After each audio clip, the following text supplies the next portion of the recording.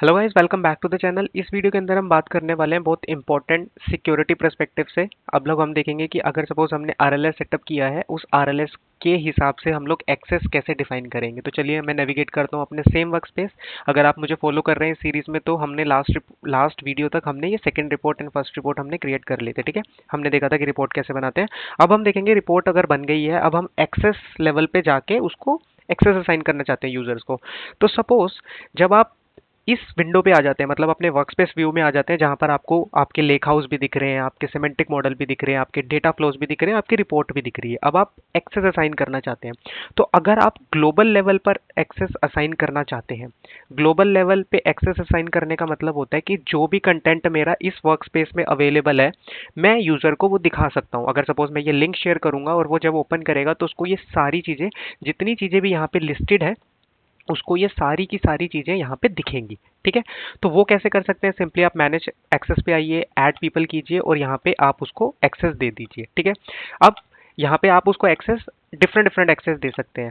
Admin access दे सकते हैं, member access, contributor, viewer. Mostly हम लोग जब यूजर्स को एक्सेस देते हैं, वो हम लोग व्यूअर एक्सेस देते हैं। लेकिन सपोज अगर कोई कंट्रीब्यूटर है हमारी टीम के अंदर, या विद इन टीम्स हम लोग काम कर रहे हैं, तो हम लोग बेस्ड ऑन रिक्वायरमेंट उसको कंट्रीब्यूटर या मेंबर का एक्सेस देते हैं। ठीक है, तो ये हुआ हमारा global level access. Global level access का मतलब हो गया कि इस पूरे वर्कस्पेस पे एक्सेस उसको होगा। ठीक है, सपोज अब मैं चाहता हूं कि मैं उसको वर्कस्पेस लेवल पे एक्सेस ना देके मैं उसको इस रिपोर्ट का एक्सेस दूं। तो ये रिपोर्ट यूजर को कैसे दिखेगी? तो उसके लिए मुझे क्या करना पड़ेगा? मुझे सबसे पहले उस यूजर को सिमेंटिक मॉडल का एक्सेस देना पड़ेगा। मैं मैनेज परमिशन पे जाऊंगा, ऐड यूजर करूंगा और यहाँ पे मैं जो जो रिक्वायर्ड होगा वो सेलेक्ट करूंगा, ग्रांट एक्सेस कर दूंगा। मतलब यहाँ पे आप ईमेल आईडी डालिए और उसको ग्रांट एक्सेस कर दीजिए। अब आप जब आप उसको सिमेंटिक मॉडल का एक्सेस दे देंगे, तो वापस मैं अपने वर्कस्पेस पे जाऊंगा, सिमेंटिक मॉडल का एक्सेस दे दिया, क्योंकि ये सिमेंटिक मॉडल मेरा लिंक है रिपोर्ट नंबर फर्स्ट से।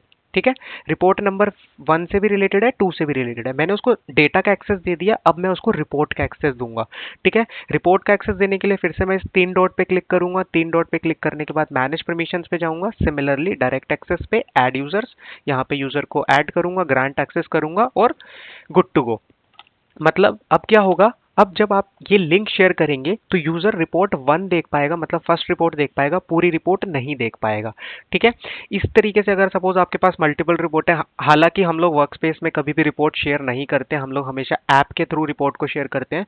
मैं वो भी आने वाली वीडियोस में बताऊंगा आपको कि ऐप के थ्रू कैसे करते हैं। ठीक है, इस वीडियो में इतना ही रखते हैं कि परमिशन किस तरीके से दे सकते हैं। ग्लोबल लेवल पे दे सकते हैं, रिपोर्ट लेवल पे। रिपोर्ट तभी दिखेगी जब उसका अंडरलाइंग डेटा सेट का एक्सेस होगा। इसलिए मैंने पहले सिमेंटिक मॉडल पे एक्सेस दिया।